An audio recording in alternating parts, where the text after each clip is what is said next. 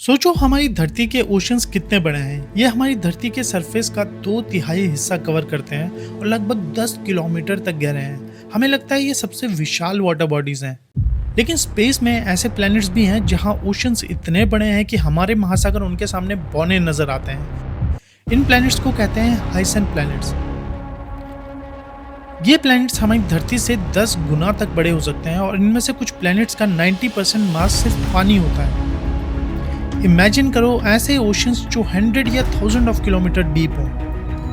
इनके ऊपर होती है एक थिक हाइड्रोजन एटमॉस्फेयर की लेयर जो हीट को ट्रैप कर कर रखती है और पानी को लिक्विड स्टेट में बनाए रखती है। ये एटमॉस्फेयर इतना स्ट्रांग होता है कि पानी 200 डिग्री सेल्सियस तक पर भी उबलता नहीं है। अब सोचो अगर कोई इंसान इन प्लैनेट्स की सरफेस पे जाए तो इतनी हीट और प्रेशर में वो इंस्टेंटली कुक और क्रश हो जाएगा। लेकिन डीपर ओशन में टेम्परेचर नॉर्मल हो सकता है, जहां पानी हमारी धरती जैसी स्थिति में हो। और इन प्लैनेट्स के ओशन के सबसे डीप लेयर्स में पानी कन्वर्ट हो जाता है एक स्ट्रेंज फॉर्म ऑफ आइस में, जिसे कहते हैं आइस 5।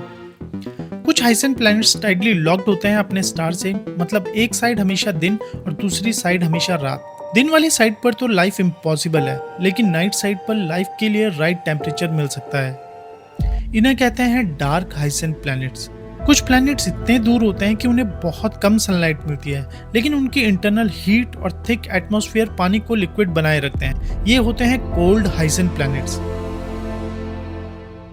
तो बेसिकली हाइसेंट प्लैनेट्स में लाइफ एग्जिस्ट करने की पॉसिबिलिटी अर्थ से भी ज्यादा हो सकती है और साइंटिस्ट मानते हैं कि ये प्लैनेट्स यूनिवर्स में बहुत कॉमन है। अर्थ जैसे रॉकी प्लैनेट्स और जुपिटर जैसे गैस जाइंट से भी ज्यादा। इसलिए साइंटिस्ट इन्हें एलियन लाइफ सर्च के लिए बेस्ट कैंडिडेट्स मानते हैं।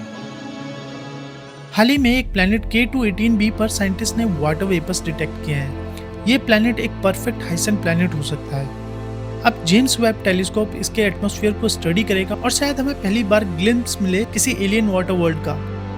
लेकिन सवाल यह है, लाइफ वहाँ कैसी होगी? इतने हॉट और हाई प्रेशर ओशंस में लाइफ सिंपल माइक्रोब जैसी हो सकती है, एक्सोटिक केमिकल सूप्स में इवॉल्व होती हुई। बिना ऑक्सीजन के कॉम्प्लेक्स लाइफ फॉर्म होना बहुत मुश्किल है। बट फिर भी अगर हाइसेंट प्लैनेट सच में बहुत कॉमन है, तो कहीं ना कहीं ह्यूज और स्ट्रेंज क्रिएचर्स भी हो सकते हैं। ऐसे क्रिएचर्स जो कभी आसमान को नहीं देख पाएंगे, कभी सांस नहीं ले पाएंगे, बस ओशंस की डार्क और एंडलेस गहराई में जीते रहेंगे। और अगर यूनिवर्स में ज़्यादातर लाइफ फॉर्म्स ऐसी ही हैं, तो हमें अपनी धरती की आज़ादी का बहुत शुक्रगुजार होना चाहिए, जहां हम ओशंस एक्सप्लोर भी कर सकते हैं और स्टार तक पहुंचने का सपना भी देख सकते हैं।